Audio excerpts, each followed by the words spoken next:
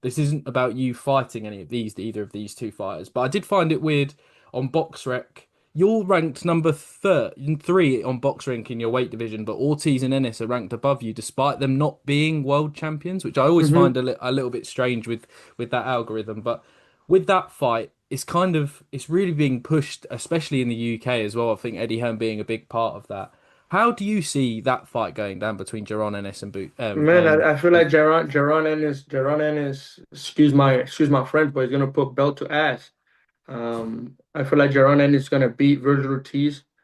Uh, he has all the attributes to beat him: athletic, strong, fast, sharp, great defense, great movement. I mean, Ortiz is just strong. Hmm. I mean, That's about it.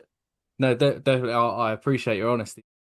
All right, what you heard was Xander Zayas says that Jaron Ennis is going to mop the floor with Vergil Ortiz. He says Vergil Ortiz is just strong. And Jaron Ennis is the complete package now. With some rumors last year that MSG actually wants Jaron Ennis and Xander Zayas to fight there. Now, Xander Zayas got a fight coming up against Barroso. He's the junior middleweight WBA title holder of the world. He upset Jaron Ennis, the Cuban, I believe it is, and now he's looking to consolidate 2 belts, which I think Top Rank might stream it on their website. I don't know where they're going to Tubi, the website. I don't know, Facebook Watch, but they don't have a television network right now. But Zayas will still, fight in Puerto Rico versus Barroso. And, they have some history between him and Vergil Ortiz. I mean, obviously Vergil Ortiz and Golden Boy sent Xander Zayas an offer. It was like 50-50, telling him when, where the fight was going to be at. Zayas and his team, like, how y'all gonna offer the champion something? And, Golden Boy was saying, Vergil Ortiz team was saying that y'all don't have a television network. That's why we the A side. And guess what? While they worried about getting the title versus Xander Zayas and Top Rank was working on, making a unification fight with Barroso. And that's where, in my opinion, Vergil Ortiz eyes should have been on, trying to get the Barroso fight on his own. And you telling me y'all didn't have enough money to get the Barroso kid in the ring with Vergil Ortiz. Y'all didn't have the presence of mind to make that fight happen with Vergil Ortiz. I don't know why it didn't happen.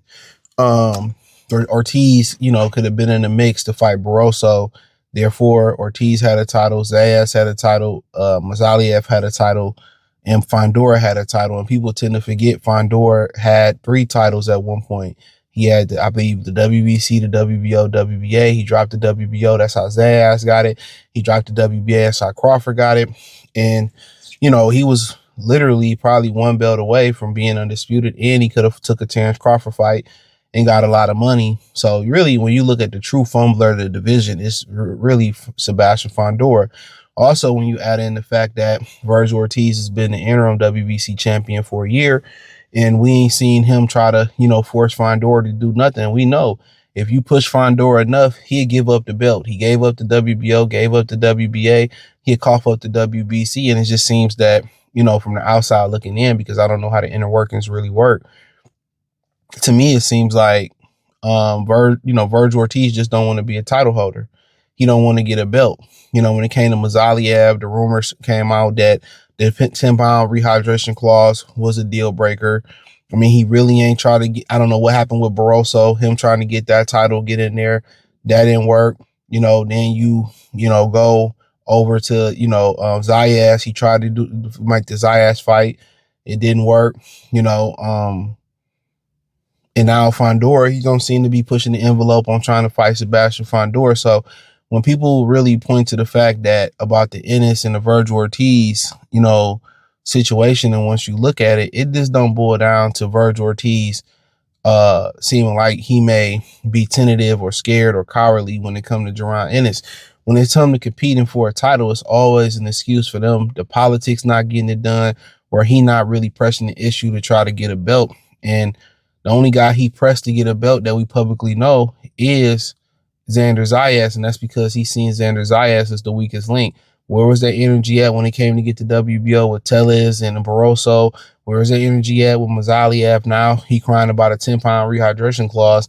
This is a guy that was at 140. He started his career at 140, 147, 154.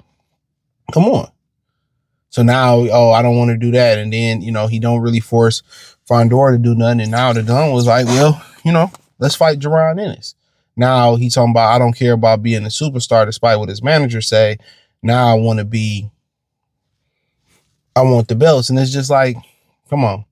And everybody knows to be true how he moving. And that's why Zayas said Vergil Ortiz is just strong. Jaron Ennis is going to put belt to ass. You think about, Zayas, what is he, 20, 21, 22? He got a belt. You look at Brian Norman, 23, he won a belt. Devin Haney, whatever he is now, 26, 25, 27, 28, he got belts. Teofimo Lopez somewhere, 28, 27, 29, he got belts. Shakur Stevenson got belts. Keyshawn Davis got a belt. Ain't been pro that long. Lomachenko got less than 25 fights, got a belt. O'Shaquie Foster went to jail, came out, got a belt. You know what I'm saying? Rolly got a belt. Abdullah Mason, 21 years old, 22, got a belt. Jesus Christ. Why is everybody getting a belt? I just don't think, I think everybody know Vergil Ortiz, he don't believe in himself and he don't believe it. And that's why Zayas going to poke fun at him. Zayas going to pop his shit at him. He just strong. And I think Ennis is just too much for him.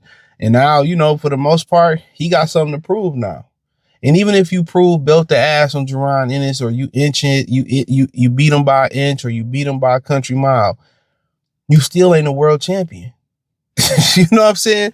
Despite all of that, and they was asking him how does he feel about Ennis and Vergil Ortiz being ranked above him or some ranking, and he's a champ. A champion don't, like, real talk, with all these titles, it don't mean you the best in the division. One belt, this belt, that belt, it don't mean you the best in the division. Most people identify these two guys as 2 of the 3 best guys in the division, and Ennis and Vergil Ortiz. A belt don't mean I can whoop his ass. You know what I'm saying? A belt in boxing don't mean I beat all challengers or all contenders. It don't mean I reign supreme over them. A lot of times you got to get all the belts, or at least a ring belt along to what you already got. So, he's still working his way up, but the conventional wisdom has shifted to believe that Ennis will be Vergil Ortiz. I think Ortiz got a chance because he can punch and he's strong. And Ortiz he can go a real good, he can go 12 rounds. Can Boots take that punishment?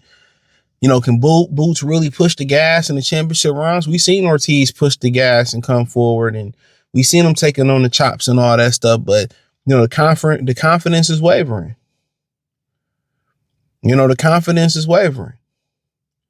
And now you got, rivals and other people in the division saying you scared. So, at the end of the day, is he going to be a man, strap his nuts on and make it happen? You know what I'm saying? Or he going to find a way out to fight?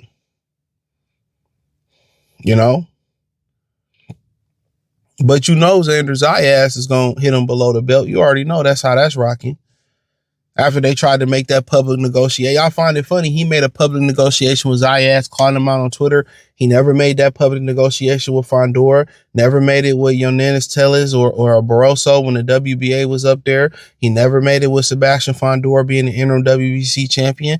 He never made it with Bakram Mazaliev. He ain't trying to make no public negotiations with Jaron Ennis. But one time he went public was for the WBO belt for Xander Zayas, because he's seen him as a beatable opponent. And that's just what it is. That lets you know what his mindset is. He want to prey on the weak.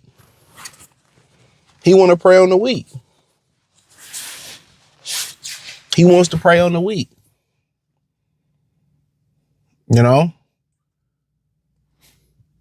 So, something that's taking this long. This fight shouldn't take this long to string out, this long to do, this long to get it done. This fight should be done. The sport need this fight. The sport needs Schofield and Mason.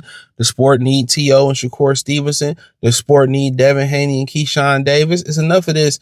oh, we gonna fight down the line. No, motherfucker, y'all need to fight now. The sport is not even on life support. It's in hospice. You know what I'm saying? The sport is in hospice.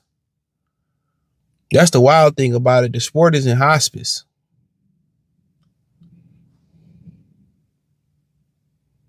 That's on hospice right now. You know, y'all destroying it.